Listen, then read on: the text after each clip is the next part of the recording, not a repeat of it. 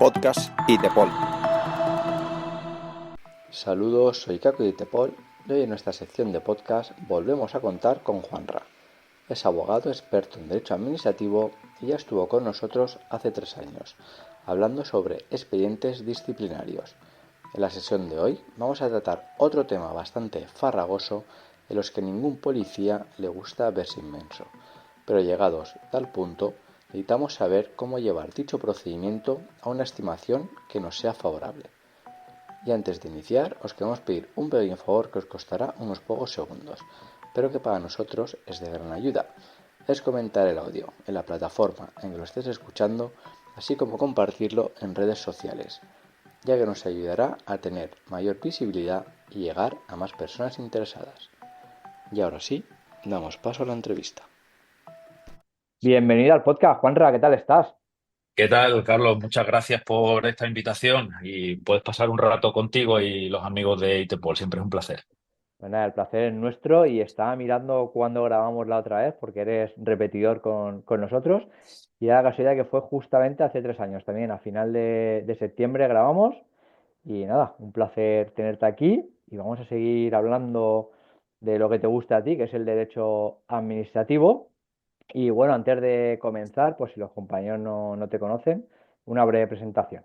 Soy Juan Ramón, soy abogado y bueno, tengo cierta querencia a las tablas por esa jurisdicción un tanto odiada por otros compañeros, que es el derecho administrativo, ¿no? Y con un fuerte componente y conocimiento de cómo funciona en materia de fuerza y cuerpo de seguridad después de 20 y pico años de experiencia con ello. Pues mira, pues la otra vez lo estaba mirando antes y me acuerdo que también hablamos de estas cosas administrativas que son más farragosas, ¿no?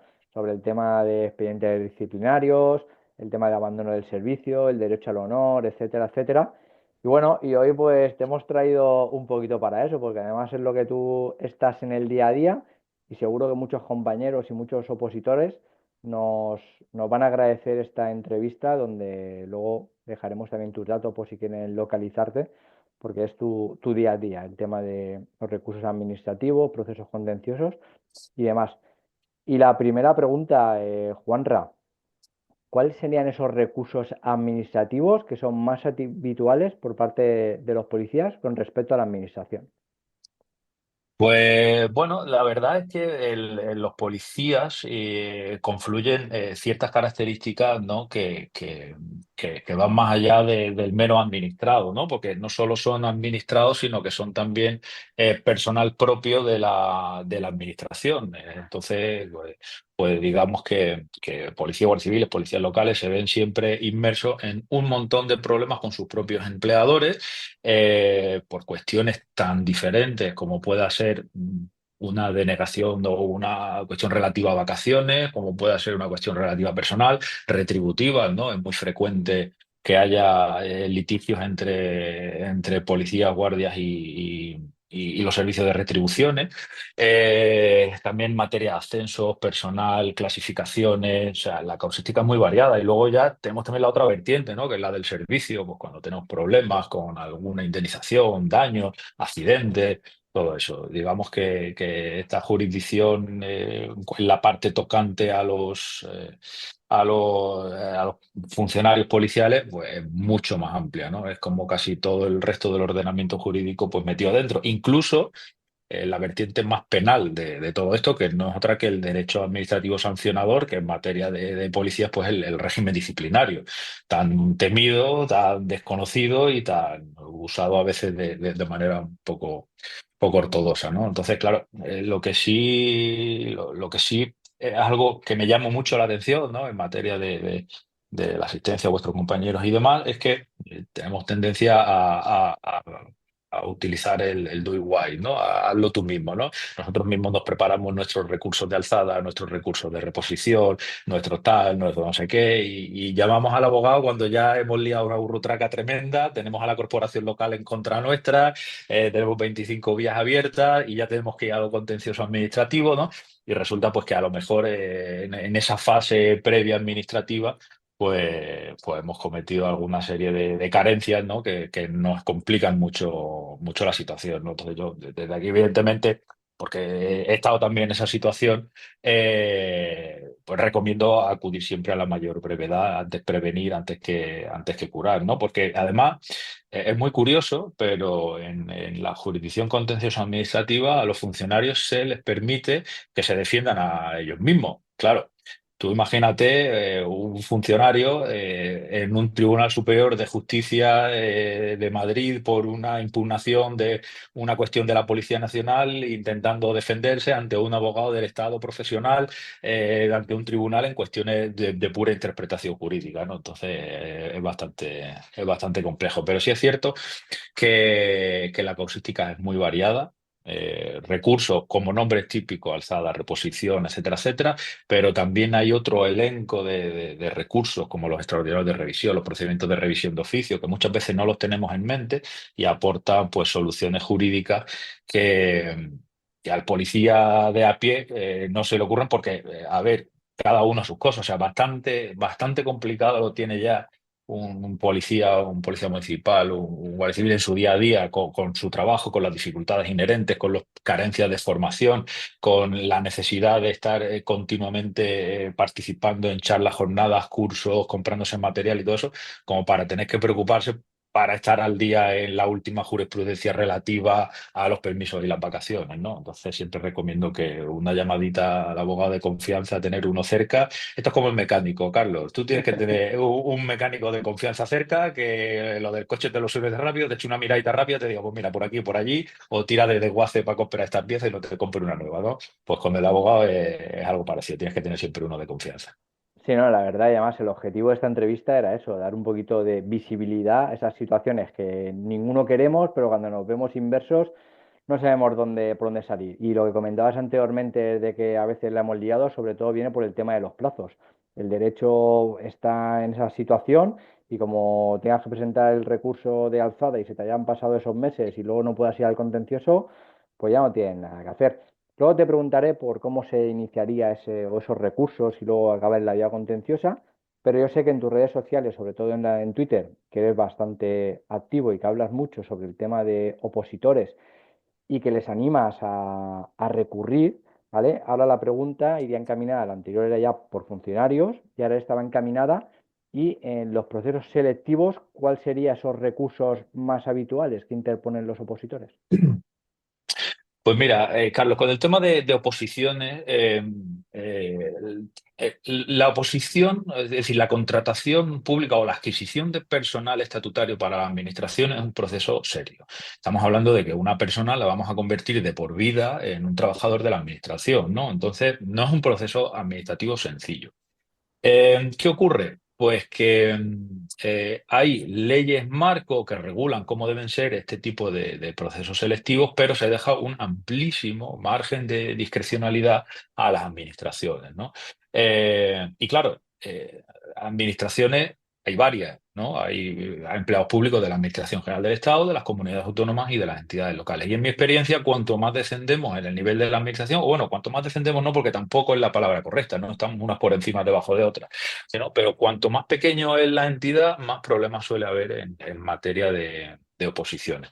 Ya no solo por una cuestión de voluntariedad o mala voluntariedad, sino directamente por coste de oportunidad, ¿no? Evidentemente, los procesos selectivos en la Administración General del Estado son algo muy continuo, muy reglado, muy parecido, muy trillado, muy, digamos, homogéneo, ¿no? Pero cuando descendemos a niveles autonómicos y sobre todo locales, pues nos encontramos con que cada corporación local pues hace sus leyes, sus normas y sus procesos selectivos, ¿no? Entonces, ¿qué ocurre? Hay una cuestión crítica en materia de oposiciones y son las bases de la oposición. Las bases de la oposición son de vital importancia, tan de vital importancia que si hay algo que está mal en ellas, pero no se recurren en plazo, siguen mal y el proceso ya se tiene que celebrar con esa cosa que está mal, salvo que sea una burrada que implique vulneraciones de derechos fundamentales o nulidades de pleno derecho de las más graves. Eso ya está ahí. Entonces, oye, si nosotros hemos participado en un proceso selectivo sabiendo que algo está mal y luego el resultado no nos es favorable, a lo mejor cuando queremos recurrir ya vamos tarde, ¿vale? Entonces, siempre mi llamamiento en este asunto, si nosotros vamos a participar en un proceso selectivo en el que nos estamos jugando mucho. Tenemos que ir bien asesorados desde el primer momento. Desde el momento que salen las bases ya necesitamos asesoramiento si empezamos a ver cosas raras, porque esas bases a lo mejor hay que impugnarlas. ¿Vale? Bueno, las bases pues se impugnan pues, mediante los procedimientos habituales de primeros recursos administrativos y si no nos vamos al contencioso, lo que corresponda en cada momento, porque también dependerá de una serie de circunstancias, ¿no? Pero lo que ocurre también y es muy típico de los procesos selectivos y que a veces se nos escapa, y ojo, esto me vale igual para el ciudadano que quiere acceder a la administración como el que ya pertenece a la administración y quiere ascender, ¿no? El policía que quiere ascender a inspector, etcétera, etcétera, porque viene a ser lo mismo, solo que constreñido a un número menor de personas, ¿no? Pero esas bases del concurso es lo que jurisprudencialmente se les viene a denominar las leyes del concurso, porque si no se recurren y son firmes, se convierten en ley. ¿Vale? Entonces, lo mismo tenemos que impugnarlas. Pero es que durante el desarrollo del procedimiento del proceso selectivo van ocurriendo una serie de hechos, ¿no? Por ejemplo, suele ser un concurso de oposición. Si hay algún problema durante el concurso, pues tendremos que recurrir al concurso. Pero es que además después, durante la oposición, volvemos a tener problemas y hay que empezar a recurrir también las resoluciones que tengan que ver con esa fase de oposición. En la parte de baremo, pues lo más habitual es que, oiga, salen las listas provisionales, oiga, usted no me ha baremado este título que tengo aquí, ¿no? Presentamos una serie de alegaciones y salen las listas definitivas de baremación, pues esas listas habrá que recurrirlas en alzada o en reposición, dependiendo de las leyes del concurso, de quién sea el tribunal, de quién lo haya nombrado, de una serie de circunstancias, o incluso hay veces que esas leyes del concurso nos impiden recurrir en ese momento y tenemos que esperar hasta el final para poder meter un recurso administrativo. Entonces, es muy complejo, hay que analizar muy bien las bases. Y además, si son recurribles, no podemos dejar morir ni consentido ningún acto administrativo durante el desarrollo de todo el proceso. Y a lo mejor nos encontramos con un opositor que tiene recurrido en la fase o las bases incluso, ¿no? Pero tiene recurrido la baremación definitiva, tiene recurrido una de las pruebas selectivas y luego el resultado definitivo y tenemos que seguir impugnando todos los actos que se vayan desarrollando. En consecuencia, nos encontramos con que un mismo opositor durante un proceso para no dejar consentido ningún acto ha tenido que hacer 5, 6, 7, 8, 9, 10 recursos y luego cuando acude a la vía contencioso administrativa, abrir la vía contencioso administrativa y empezar a acumular cuestiones relativas al proceso. Entonces se dificulta mucho, ¿no? Sí es cierto que hay administraciones, como por ejemplo en oposiciones de la Comunidad de Madrid, pues que cada acto digamos, intermedio del procedimiento hay que andar recurriéndolo con una alzada y después si hace falta el contencioso administrativo. Hay otras como Andalucía, por ejemplo, que las bases te impiden recurrir durante el proceso y ya no es hasta el final que metemos nuestro recurso alzado de reposición con el conjunto de cosas que hay. Pero es que además ocurre otra cosa, Carlos, es que los exámenes, cuando se desarrollan los exámenes, las pruebas selectivas, pues hay ciertas normas que están asentadas ya jurisprudencialmente y que no es infrecuente que se vulneren, como por ejemplo, pues que tengamos que saber los criterios claros de evaluación antes de realizar las pruebas, o que si yo pido mi examen y quiero saber cómo se ha corregido de manera individualizada conforme a las bases del concurso o los criterios de corrección, se me tiene que facilitar, o incluso voy más allá, o sea, es que ya no es cuestión de desconocimiento de estos criterios jurisprudenciales asentados por parte de los opositores, sino de los propios tribunales o administraciones. Porque, bueno, si tenemos profesionales que han desarrollado en una administración grande, fuerte, estos tipos de procesos selectivos, pues vale, pero es que a lo mejor nos encontramos un ayuntamiento donde el único que había por allí del grupo A1 ha sido el que ha podido hacer las bases, el que es de tribunal, el que tal, y entonces, claro, todo esto le supera, ¿no? Pero yo a lo mejor pues necesito ver y pido el acceso a los exámenes de mis contrarios, ¿no? Porque si estamos en una posición de 2.500 policías nacionales, pues evidentemente no vas a ver los exámenes de todos, pero si en un proceso para policías locales o para ascenso a oficial de policía hemos quedado dos, oye, pues a lo mejor quiero ver el examen de mi contrario y comprobar que se ha corregido bien con respecto a los criterios de evaluación, ¿no? Entonces, esto es un proceso complejo que al opositor hay que acompañarlo, guiándolo, incluso abriéndole los ojos un poco también a esos tribunales o a esos órganos encargados de la selección que no están al tanto de estos criterios más que asentados, ¿no? Es muy típico, y tú sabes que también estoy muy metido en materia de protección de datos, ¿no? Pues que pides alguna cosa del concurso y te dicen, no, no, no, por protección de datos no te lo puedo dar. No, mire, esto ya está más que discutido, que no puede sacarme el comodín de la cuestión de protección de datos para no darme estas situaciones del contrario de su examen o de a ver qué baremo ha presentado, porque yo tengo que poder fiscalizar y si no tendré que ir al contencioso administrativo a que me fiscalice realmente y pedírtelo por el juzgado, a ver si este señor tiene realmente los títulos que tiene o ha hecho el examen como dice o no ha habido una arbitrariedad en su respuesta.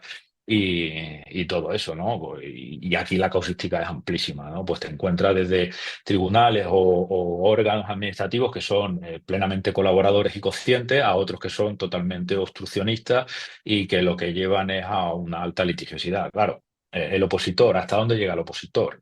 Eh, Esto es un gasto y un desgaste, ¿no? Porque, bueno, si tú tienes que impugnar una prueba psicológica de la policía en una promoción de 5.000 tíos, pues tú eres un número más que está por ahí, uno de los tantos, ¿no? Pero si estás en un ayuntamiento pequeño que es al que quiere aspirar a ser policía, pues ahora le sumamos también la carga de verte señalado en el proceso y este ha sido el que nos ha metido en el contencioso y tal, y no sé qué, y ahora gana por sentencia, pues ahora te vas a enterar, y vienen todo este tipo de cuitas que no benefician a nadie porque a veces se nos olvida que esto es un servicio público y lo principal es el servicio al ciudadano. Pues sí, la verdad, conforme ibas hablando me venía a la mente, pero bueno, ya lo has respondido. Te iba a preguntar si en ese concurso un opositor que no está conforme con el baremo, ya con el suyo, si yo con el resto de opositores, sí podría solicitar el baremo del resto, pero porque me consta que en muchos sitios pues han alegado lo del tema de protección de datos que no te lo pueden facilitar. Pero bueno, ya has respondido que sí que la administración debería de facilitártelo.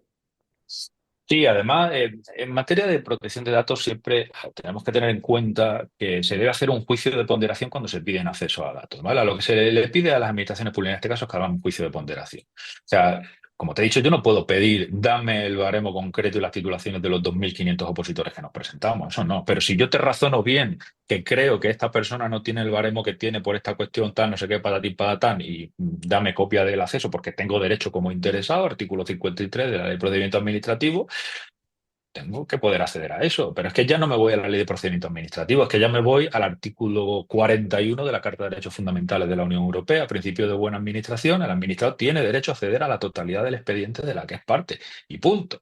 Y punto. Porque es que además es absurdo que si yo te estoy pidiendo esta información, porque a lo mejor tengo una sospecha de que el baremo está mal en el compañero, en el opositor contrario, en el que sea, es absurdo que me lo deniegue y me esfuerce a acudir a una vía contencioso administrativa donde voy a meter a la administración en un pleito y lo primero que voy a hacer conforme entre es que por imperio de la ley me vas a tener que dar todo el expediente entero, completo, foliado, numerado y sin censurar. Entonces, no tiene sentido ninguno, ¿no? En este caso, pues, oye, pues vamos a evitar esta litigiosidad, ¿no? Y aquí hay que educar también un poco a las administraciones. Tampoco dar los datos alegremente. O sea, si yo estoy impugnando mi baremación, no hace falta que me den lo de todo el mundo, ¿no?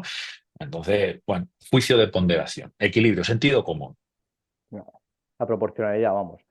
Y luego otra pregunta que te iba a comentar y que también lo has comentado es, pues hace 18 años, cuando yo empecé en esto, pues la gente no quería recurrir a esas oposiciones porque si no era el señalado. Y allá donde fuere, pues podían decir, no, cuidado con este, ¿qué tal? Y a lo mejor podía haber hay algo negro dentro del proceso. ¿Tú recomiendas a los opositores recurrir? Yo recomiendo recurrir, pero siempre que se tenga la razón y no recurrir alegremente tampoco porque es un desgaste para el propio opositor y para la administración. Si realmente tenemos motivos fundados para recurrir, hay que recurrir y ir hasta donde haga falta, ¿vale? Recurrir porque, oye, a lo mejor a ver si suena la flauta o sin motivo aparente o para causar algo que no nos merece la pena, porque a lo mejor estoy impugnando una prueba y lo que consigo es que se repita esa prueba. Entonces, bueno, vamos a ver qué hemos ganado con eso. Oye, pero si es una prueba en la que tú no corres los 1.000 metros y sigues sin correr los 1.000 metros, pues ¿qué va a ganar impugnando y que vuelvas a correr los 1.000 metros? ¿Sabes? Entonces, hay que evaluar un poco, ¿no? Y estar también dentro de ese prisma de qué administración estamos y tal. No es lo mismo alguien que está en la edad límite para opositar y es su último oportunidad, su último cartucho, o una persona que tiene toda la vida por delante, se ha presentado así al aire y le ha salido más o menos bien y tiene oportunidades, posibilidades de hacerlo. Entonces hay que ponderarlo. Pero a priori, si tuviera que ser sí o no, yo sí recomiendo recurrir. O sea, yo sí recomiendo, ya no solo en este caso, sino en el resto de la vida. Oiga, los derechos están para algo y hay que respetarlos, y más si me en la administración pública, que es de todos.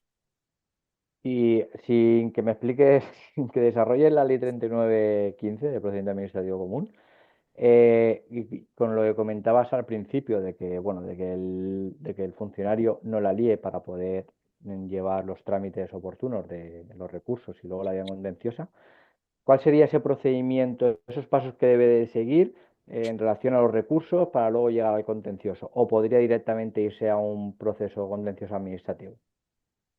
Pues todo depende de si el acto administrativo pone fin a la vía administrativa o no. Si pone fin a la vía administrativa, pues entonces podemos potestativamente, es decir, voluntariamente, interponer un recurso de reposición y en función de si nos da la razón o no, entonces ya acudir a la vía contencioso administrativa. Pero también tenemos que tener en cuenta que si el acto que pretendemos recurrir no pone fin a la vía administrativa, entonces hay que recurrirlo sí o sí, tenemos que tirar de alzada para agotar la vía administrativa, porque entonces se nos va a cerrar la puerta al contencioso administrativo. Por eso es importante conocer en qué situación estamos y también es importante mirar los pies de recurso, no solo porque el pie de recurso te informa, sino porque te puede estar engañando, porque puede estar equivocado. Y eso me ha pasado y me pasa frecuentemente. Tengamos en cuenta que muchas veces hay cuestiones muy complejas en las que no se sabe muy bien o qué tipo de recurso corresponde y te dice una cosa y es la contraria, ¿no?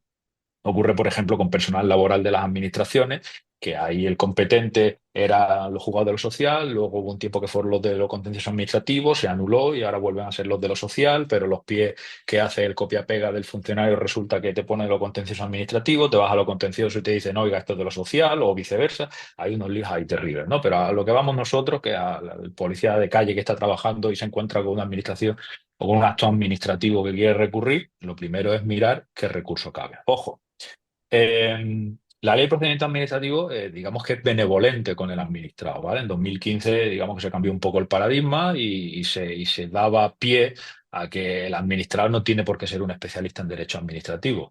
Y si tú pones recurso de alzada y resulta que no cabe un recurso de alzada y es un recurso de reposición y de su naturaleza se desprende que lo que está es impugnando un acto administrativo, quien lo coja tiene que tratarlo como el recurso que corresponda, ¿vale? El principio de relevancia del nomen iuris.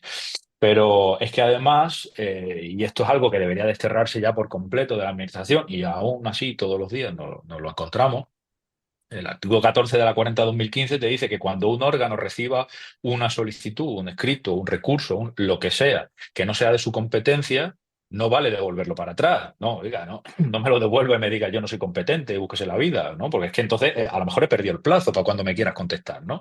El órgano que lo recibe no sea competente, está obligado a remitirlo a quien sea realmente competente y que sea ese funcionario, ese órgano de la administración, el que se coma la cabeza para decir quién es el competente en esta cuestión y se lo remita directamente. Y además nos informe de ello, artículo 14. Entonces, en principio, lo principal es eso. Saber que tenemos que impugnarlo y saber que tenemos un plazo que normalmente es un mes, porque los recursos de alzada de reposición es un mes. La diferencia es que el de alzada tarda hasta 3 meses en resolverse, el de reposición es un mes. Y luego tener claro también pues, ciertas cuestiones relativas al silencio administrativo, qué ocurre si no me contestan, si puedo anular el acto o se anula sí o no, dependiendo de si estoy recurriendo, si lo he pedido la suspensión, si no la he pedido.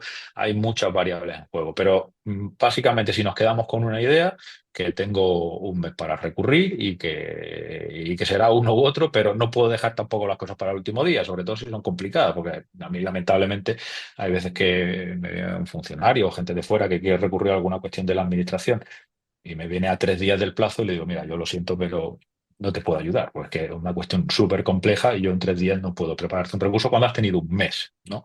Entonces, no, pues es que yo quería ir a lo contencioso administrativo ya, pero es que esto no pone fin a la vía administrativa y en lo contencioso te van a cerrar en las narices, con lo cual está la cosa complicada, ¿vale?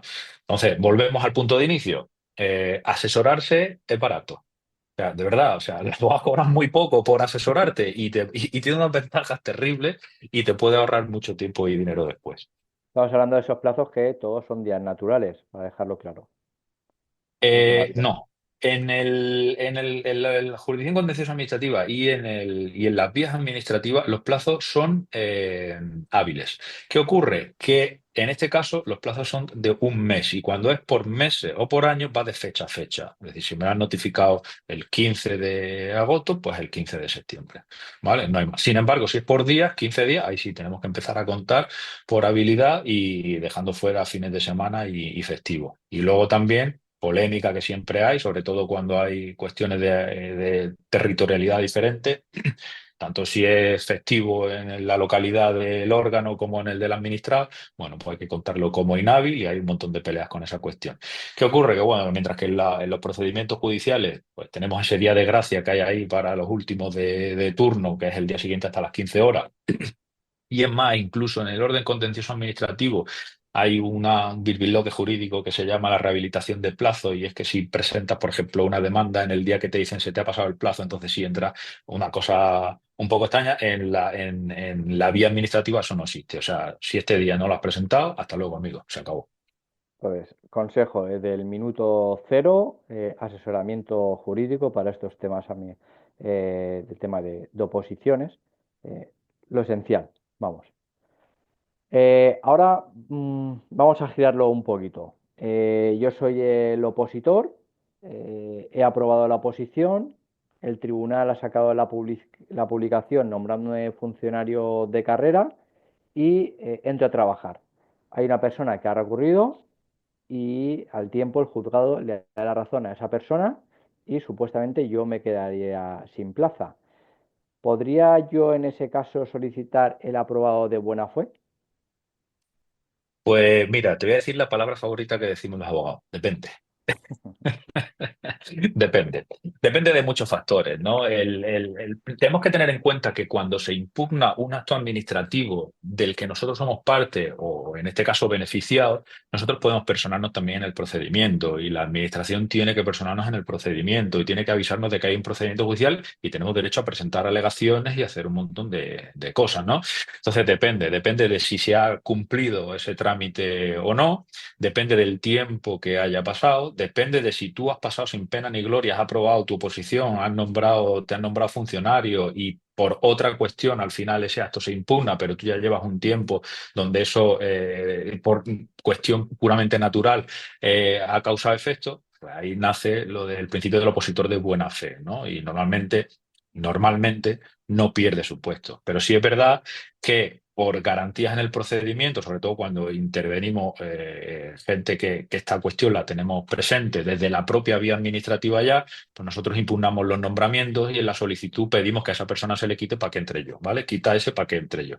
Entonces, claro, si eso se ha producido, si se te ha dado trámite de audiencia, si oye, a mí me sabe mal, bueno, me sabe mal o no, o sea, si finalmente en vía de recurso hemos conseguido que entre una persona sacando a otra, es porque esa persona tenía más derecho, ¿no? Y realmente es lo más limpio y lo más estético para el bien común, ¿no? Para que no haya un gasto o un dispendio o una persona en exceso de catálogo, que es como ocurren estas cosas, no hay presupuesto para ella, porque bueno, la administración del Estado absorber uno más no pasa nada, pero absorber uno más en un ayuntamiento pequeño puede ser casi que lo lleve a la quiebra, ¿no? Entonces dependerá mucho también de cómo haya sido esa impugnación en vía administrativa o no, porque a lo mejor en vía administrativa nadie ha impugnado ese nombramiento, pero luego en vía judicial sí eso se anula, pero si en vía administrativa el opositor que recurre se ha dicho, oiga, quite a ese porque en ese puesto tengo que estar yo, le hemos dado plazo, le hemos dado trámite de audiencia, se ha defendido y luego ha perdido, pues se va fuera. O sea, eso puede ocurrir y por mi experiencia me ha pasado. Funcionario, esto me ocurre mucho con los docentes, ¿no?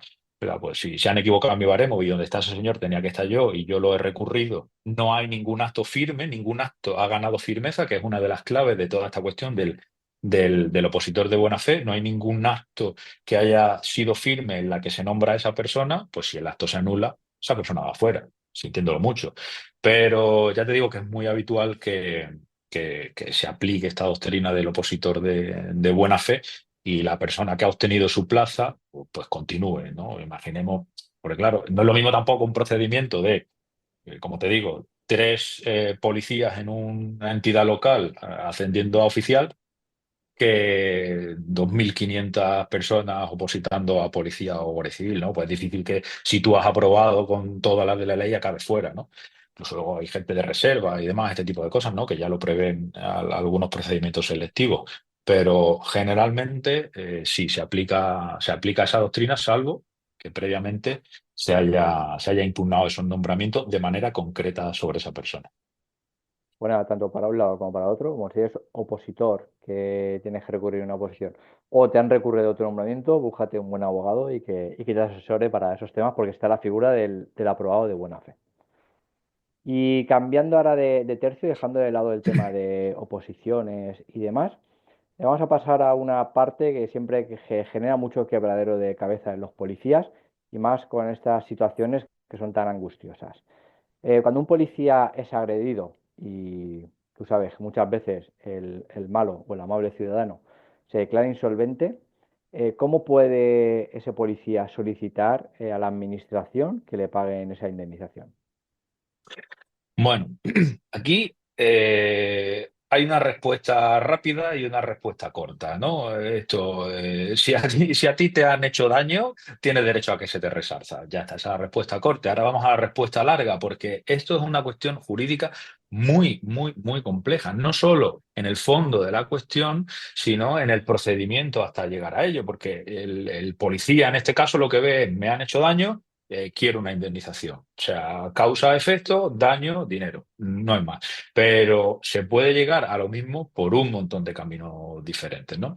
Lo primero que en el caso concreto que tú me planteas, lo que nace es responsabilidad civil derivada del delito. Entonces, la primera persona que tiene que hacerse cargo de ese daño es el causante, ¿no? Que es el condenado. Pero como tú bien dices, es muy frecuente, sobre todo en trabajo de policial, porque esa persona devenga insolvente. Y entonces el guardia policía municipal, se queda a dos velas y no ve un duro, porque esa persona pues se ha declarado insolvente y no va a tener, no tiene dinero, no ha tenido nunca, no tiene bienes ni los va a tener jamás.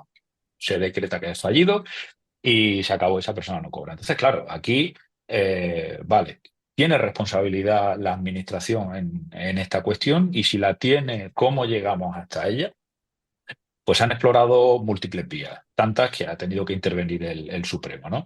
Existe lo que se llama la responsabilidad patrimonial de las administraciones, que es la obligación de la administración de resarcir a los ciudadanos por el funcionamiento, ojo, normal o anormal, no tiene por qué ser un mal funcionamiento de la administración, puede ser también, se puede generar derecho a indemnización por el funcionamiento normal. Entonces, bueno, por aquí se ha intentado ir muchas veces, tribunales que dicen que sí, tribunales que dicen que no, en el caso me refiero concreto del policía y los daños causados con insolvente. Pero al final esto se ha tenido que resolver de manera ya más o menos clara por el Supremo acudiendo a un principio general del derecho. Ya sabes que las fuentes del derecho, la ley, la norma, la jurisprudencia y por último por ahí anda los principios generales del derecho. Pues se ha tenido que acudir a un derecho, a un principio general del derecho que es el principio de indemnidad del funcionario. Y esto viene, pues bueno, pues de ahí del Estatuto Básico, de que los funcionarios tienen el derecho a ser resarcidos o indemnizados por las cuestiones de servicio, algo que parecía que en un principio estaba pensado para las dietas, pero también para esto. Se ha tenido que acudir a una normativa ya derogada muy anteriores en las que se establecía estos mecanismos y demás. Y bueno, pues ahí existe, el Tribunal Supremo lo ha dicho, que existe un principio de indemnidad, es decir, el funcionario no tiene por qué sufrir daños de este tipo que no sean resarcidos. Claro, aquí está la cuestión, volvemos a lo mismo. Hay que iniciar el procedimiento, hay que incardinarlo y fundamentarlo bien, e incluso ha habido comunidades autónomas que han intentado sacar normativas para eludir este principio, porque la administración, claro, cuando quiere pagar, pues entiende que, oiga, es un deber, como normalmente argumentan los letrados públicos, eh, tiene el deber de soportarlo. Oiga, yo tengo el deber de que me partan la cara. Yo entiendo que no. O sea, sí, yo tengo el deber de sacrificarme, ¿vale? Yo hasta ahí llego, incluso dar mi vida por en prestación de mi deber. Y hasta ahí estamos y tengo la obligación de sacrificarme. Pero la obligación de sacrificarme no implica que me tenga que quedar con la torta dada. Y si me han dado la torta, pues entonces me tendrá usted que indemnizar, ¿no? Entonces, en base a este principio ya sí se está consiguiendo que se pague a este tipo de indemnizaciones. Pero es que además luego detrás hay otro debate jurídico mucho más complejo en cuanto a cuál es el plazo de prescripción de la acción para pedirlo, qué cantidad puedo pedir, si es la que figura en sentencia o es la que tenga que fundamentar yo en el procedimiento, si caduca, no caduca, prescribe, no prescribe. En fin, hay un montón de variables ahí muy complejas. A ver, yo en este caso en la Administración General del Estado, guardias civiles y policías tienen la opción de, si les ha ocurrido esta situación, incluso pueden acudir a los servicios jurídicos del Estado, o hacia del Estado, o letrado de las corporaciones autonómicas, para que se intente cobrar esa deuda con respecto al penado, ¿no? Pero claro, luego ya ellos no pueden intervenir porque habría un conflicto de interés, ¿no? ¿Cómo te va a defender el abogado del Estado para cobrar del Estado, o el letrado de la comunidad autónoma va a defender la comunidad autónoma? Entonces, en este caso, tenemos que cambiar de letrado y tenemos que dirigir nuestra escopeta desde ese señor que nos hizo daño en la detención hacia nuestra propia administración para que nos resarza por esos daños. No es un procedimiento excesivamente complejo, pero sí que tiene que estar bien argumentado y bien hilado, pues, para que tenga posibilidades de éxito, que me consta que los está teniendo. Vale, entiendo que primeramente debería de finalizar el proceso penal declarándose insolvente al malo o al amable ciudadano, y luego posteriormente se tendría que abrir la vía administrativa con una instancia solicitando esa reclamación patrimonial a la administración. Efectivamente, ten en cuenta que el proceso penal no termina con la sentencia. Primero viene la sentencia, pero después viene la ejecución de esa sentencia. Entonces, en esa ejecución de sentencia se verá todo lo demás. Si en esa ejecución de sentencia no hemos llegado a poder vernos resarcidos de esa responsabilidad civil que subyace por el delito, entonces ya sí, por este principio de indemnidad, podemos empezar la vía administrativa solicitando a nuestra administración que sea quien nos abone las cantidades que correspondan en función de los daños que hemos sufrido. Vale, y ahora una pregunta que me viene así a bote pronto a la cabeza. Si la primera parte te la lleva un abogado penalista, supuestamente, ¿te podría llevar también la parte administrativa o recomienda buscarse un abogado en derecho administrativo? Esto, cada abogado es un mundo. Yo, por ejemplo, me defiendo muy bien en penal, me defiendo muy bien en administrativo, me defiendo regular en civil, ¿no? Entonces, puedo saltar del penal al administrativo bien. Hay otros que del penal son unos hachas, pero luego no conocen la cuestión administrativa. Entonces, en función de quién sea tu defensor. Sí es cierto que aquí ya nos metemos en puro administrativo puro y duro. Aquí no vamos a discutir nada penal, ¿no? Entonces, lo suyo es que se acuda a un profesional que esté habituado a los litigios con la administración, ¿no? Pero a priori cualquiera de nosotros lo podría llevar, porque en principio, digo, no es excesivamente complicado. Ahora, si tenemos que acudir a la jurisdicción contencioso administrativa con sus especialidades que tiene la jurisdicción, pues lo suyo es que haya alguien que conozca bien ese procedimiento. Entiendo que en base al código deontológico del abogado, si no sería su especialidad, te aconsejaría que te buscaras a otro en esa materia. Sí, ya no solo por especialidad, sino por conocimiento. Porque no puede ser tu especialidad, pero tú puedes llevar un procedimiento sencillo de otro que no sea tu especialidad. Pero sí se recomienda por el propio Código Deontológico de la Abogacía de que si tú no estás preparado para llevar un procedimiento, bien lo declines o bien recabe la colaboración con un compañero, que esto es muy habitual. Últimamente es algo que se da bastante, ¿no? Oye, pues si yo soy el penalista que he llevado esto, pues ahora me nutro de una colaboración con un administrativista para llevar la reclamación esta por el principio de indemnidad. Y ahí el administrador lo que tiene es un Dream Team, porque tiene el que ha llevado toda la parte penal, que conoce todos los intríngulis y es su abogado de confianza, y un administrativista que va a dar el soporte de conocimiento para llevarlo a buen término, ¿vale? Entonces, cada caso es un mundo. Vale. Y ahora te voy a hacer otra pregunta que tiene semejanza, a ver cómo la enfoco, de manera que se entienda lo que te quiero las personas que nos están siguiendo, que lo sepan. A ver, cuando tienes un accidente laboral, por ejemplo, no sé, un accidente de trabajo, por ejemplo, puede ser el caso que salgas corriendo detrás de alguien, te caigas por unas escaleras, cualquier cosa. No sé, te partas una rodilla, cualquier historia grave, y posteriormente la administración te dice que no quiere reconocer esos daños a posteriori, ¿no? Imagínate que te quedan secuelas y la administración te dice que no. ¿Qué podríamos hacer en esas situaciones? O, por ejemplo, si esa persona quedase inválida. Pues mira, aquí tenemos plena aplicación del principio de indemnidad. Aquí es puro y duro, porque antes era un principio de indemnidad derivado o de manera subsidiaria a la imposibilidad de cobro a un tercero. Pero en este caso tenemos un principio de indemnidad en este caso de la administración en su papel de empleador, ¿no? Ten en cuenta que primero pues tenemos que agotar toda la parte de la cobertura social que tienen los funcionarios con sus mutualidades, o bien con su IFAS, o bien con lo que corresponda. Y si en función de esos daños que hemos tenido tenemos algún tipo de secuelas o daño más grave, etcétera, pues lo reclamaremos, pues exactamente igual que cuando se reclama a otro empleador o otro causante del daño, y siempre y cuando, ojo, que esto es muy importante también, que a veces se nos olvida, no haya sido por negligencia del propio causante, ¿no? Porque muchas veces, oye, pues ha sido, no te voy a decir dolo, ¿no? Pero así hay una negligencia que ha llevado a que tengas esos daños, y se ha determinado en el procedimiento que ha habido esa negligencia, lo cual complica muchísimo la reclamación posterior.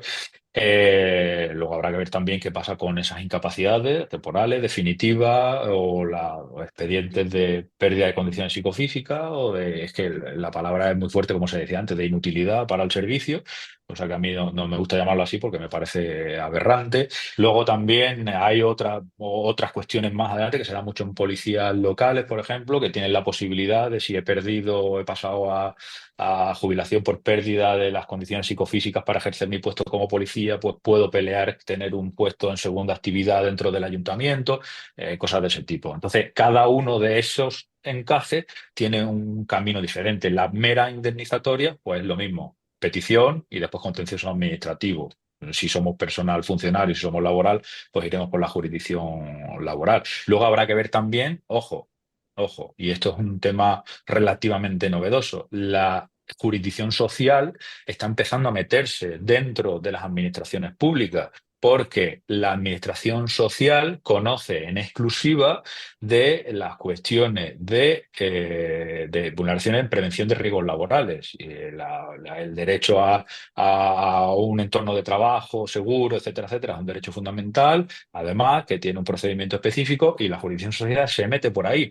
Y voy más allá, incluso en entornos de cuestiones de vulneraciones de riesgo o de prevención de riesgo psicofísico. Hay personas que han sufrido situaciones de acoso laboral en el trabajo, y al final se ha acabado determinando en la jurisdicción social que esa persona pues, ha sufrido acoso y ha tenido derecho a una indemnización normalmente bastante elevada. Me viene a la mente pues, una policía nacional que tuvo una indemnización de 90.000 euros cuando se demostró que había tenido acoso. Claro, la administración no está acostumbrada a litigar en la jurisdicción social. Está acostumbrada a su terreno, que es la jurisdicción contencioso administrativa, pero si estamos dentro del ámbito de prevención de riesgos laborales, pues entonces nos vamos a lo social. Entonces, ese accidente o esos daños que tenemos, ¿qué ha sido? ¿Cómo ha sido? ¿Ha habido negligencia? No. ¿Ha habido falta de cuestión de materia de riesgos laborales? Sí, no. Entonces, se abre un ámbito ahí complejo que no tiene tampoco una respuesta única. Por eso, lo bueno es un buen planteamiento, un asesoramiento previo desde el minuto uno, y un acompañamiento durante todo el procedimiento hasta llegar más o menos a una solución satisfactoria. Vale, hablabas de negligencia y yo al principio te he comentado, por ejemplo, un accidente de tráfico. Y a colación de lo que mencionabas del tema de prevención de riesgos laborales, etcétera y demás, eh, mi pregunta sería, ¿podría ser negligente o podría ir en contra de ese policía que no hace uso del cinturón de seguridad del vehículo y tiene un accidente?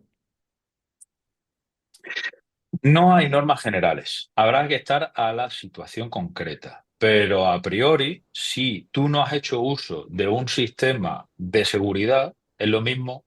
O podemos hacer una comparación análoga al obrero que no se pone el casco y le cae el ladrillo. Oye, si yo, empleador, te he dado unos medios de protección como son este casco, y no te los has puesto, Y no te lo has puesto no permitiéndolo yo, ¿no? Porque si tú permites que tus obreros estén sin casco y le cae un obrero, un ladrillo, encima la culpa la tienes tú, ¿no? Pues en este caso, igual. ¿Por qué ibas sin cinturón? Ibas sin cinturón por sistema, porque no te lo habías puesto porque no te había dado la gana, o porque estabas en medio de una intervención operativa compleja que te habías tenido que meter en un coche en marcha. Entonces, la cuestión es muy variopinta. Hay que estar al caso concreto. De nuevo, volvemos a nuestra palabra estrella. Depende. Depende. Bueno, pues te voy a concretar yo, pues habitualmente tú sabes que, bueno, por lo que me cuesta un alto porcentaje, no lo lleva pues porque no lo lleva. ¿Vale? Entonces, esa sería la pregunta más concreta. En esta situación de un Vale. accidente de tráfico, ya que el policía no lleva el cinturón porque es lo habitual de no ponérselo. Vale. ¿Hay una norma de tráfico que te obliga a llevar el cinturón? Sí, la hay.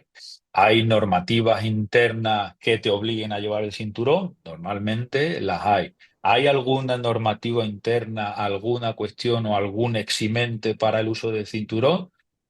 No lo hay, es raro que So- lo haya. Solo en Entonces, situaciones de urgencia, que es lo que te dice el Reglamento General de Circulación, claro, ¿vale? exactamente. Que es incongruente, ¿no? De urgencia iba Es, sin cinturón. es lo mismo que el tema del teléfono móvil. O sea, el teléfono móvil se puede usar para cuestiones operativas de servicio. Oiga, imagínate que yo recibo una llamada de mi jefe y eso me causa una cuestión y tengo un accidente. Pues el tratamiento no será lo mismo que si era una llamada de mi jefe o si era una llamada de mi mujer marido y lo he cogido en ese momento y me despista y por eso tener el accidente, ¿no? Entonces, claro, ahí la causa legitimadora cambia y de ahí puede venir, puede variar mucho. En los detalles está el demonio, Carlos. Vale. Y luego ya, por último, y para ir finalizando, en relación de todo el tema este de accidentes, luego también habría que litigiar mucho con el tema de la seguridad social, ¿no? Por el tema este de las secuelas que te quedan, porque en relación del porcentaje que te dan, pues te pagarán unas prestaciones u otra y demás. ¿Es así? Eso es un mundo. Eso es un mundo y ahí sí que es verdad que hay que buscar un especialista, un perito especialista y gente especialista en el ámbito de incapacidades. Y ahí tendremos que acudir ya no a especialistas en lo contencioso administrativo, sino a especialistas en lo social. Los jugadores sociales que están más habituados a este tipo de litigios concretos en materia de incapacidades y todo eso. Porque la tendencia, la reticencia de un empleador siempre es excluirse de responsabilidad y pagar lo mínimo, igual que los seguros, igual que las mutuas, etcétera, etcétera. Y el del administrador será la contraria, de que se le reconozcan efectivamente todos los daños que se han causado y todo eso. Y eso puede acabar relativamente bien o puede acabar relativamente mal con un revuelque total y absoluto. ¿Qué ocurre? Pues uno de los problemas principales que tenemos aquí, sobre todo en el ámbito del sector público, es que se actúa y después ya se verá, ¿no? Es como el que, bueno, en una empresa te despiden y luego tú ya recurres, ¿no? Pues aquí se nos da el caso no poco infrecuente. O sea, por ejemplo, me vienen a la mente varios policías nacionales que han sido declarados con pérdida de condiciones psicofísicas y jubilados y al final, al cabo de 2, 3, 4 años, pues los han tenido que reintegrar otra vez al servicio activo, ¿no? Claro, ¿qué daño? ¿Cómo resarces ese daño de varios años fuera del cuerpo y tienes que volver? Devolviéndote las nóminas. Es que no es solo cuestión de la nómina. Imaginamos al que le pasó a 2 años de jubilarse y la sentencia le llega cuando no está en edad legal de jubilación y ya no vuelve a vestirse de uniforme nunca, ¿no? Entonces eran situaciones verdaderamente dramáticas y volvemos otra vez de nuevo al principio. Vamos a asesorarnos bien y vamos a ir recurriendo todos los actos y no dejándolo para el final, porque a lo mejor si se hubiera intervenido con potencia desde el principio del procedimiento administrativo, el resultado hubiera sido diferente que si hay una especie de dejadez o falta de pericia que nos lleva luego a una situación que es irreconducible. Pues a ver, yo creo, Juanra, que con esta entrevista hemos cumplido el objetivo, que era dar un poquito de visibilidad a estas circunstancias que el policía nunca las piensa hasta que se ve inmerso en esas circunstancias. Y ya por último, si algún compañero dice, oh, pues mira, casualmente yo necesito y tal, ¿dónde te podrían localizar? Pues mira, principalmente tenéis mi página web, juanrmendez.com, luego mis redes, tanto en Twitter como en Instagram, pero sobre todo soy bastante activo en Twitter. Mi nombre de usuario es @juanraxc y cualquiera que tenga un problema, oye, que me contacte, lo vemos, lo hablamos, yo, cualquier persona de mi equipo, si podemos echarlo un cable. Cuento con equipos multidisciplinares, colaboradores de todos los ámbitos y lo que podamos solucionarle. Pues a vuestra plena disposición. De verdad, última llamada en esta cuestión. Soy muy pesado con eso. Me habrás visto mil veces Pues es que me da mucha rabia, de verdad, Carlos. Más que rabia, me da impotencia que alguien venga con un problema y decirle, mira, ya no puedo ayudarte. Si hubieras venido hace un mes, si hubieras venido al principio del problema, hubiera podido ayudarte. O ahora tu problema tiene una solución, pero es una solución cara, costosa y larga en el tiempo. Si lo hubiéramos hecho de esta manera, hubiera sido de otra manera. O sea, acudida a nosotros pronto que una consulta del médico es efectiva antes de que el cáncer se extienda. Pues nada, Juanra, en las notas al pie, tanto aquí en la página web, en redes y demás, pondremos tu enlace a Twitter, a la página web. Y nada, ya por último, si quieres añadir algo más, es tu entrevista. Pues nada más, simplemente, oye, darte las gracias de nuevo por la oportunidad de participar y como siempre, y deberíamos hacer todos, agradecer el trabajo que realizan los que son tus oyentes, que son guardias, policías, policías locales, autonómicos, porque sabemos que es duro. Y yo desde la parte legal estoy acostumbrado a ver situaciones complejas en las que nos creemos o nos vemos desamparados y muchas veces, oye, contar con alguien tu abogado de confianza, como te he dicho al principio, puede hacer no solo ya que ese tipo de travesías complejas que se dan en el trabajo, en situaciones legales, se hagan más amenas, sino que veas esperanza donde antes veías a lo mejor un marrón muy grande por una cuestión relativa a una imputación o cosas de ese tipo. Oye, que estamos aquí para ayudaros y reconocer vuestra labor. Exacto. Bueno, tú sabes que yo, por suerte, tengo cerca a un amigo tuyo aquí en Valencia. Un fenómeno, es el número uno, es el número uno.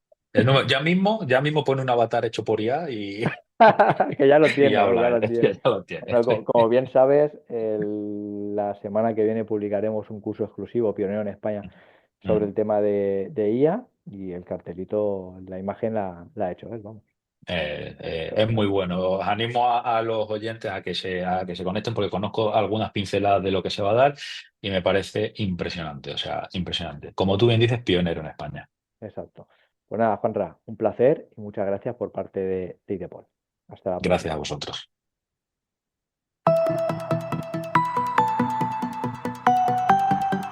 Podcast y Tepol.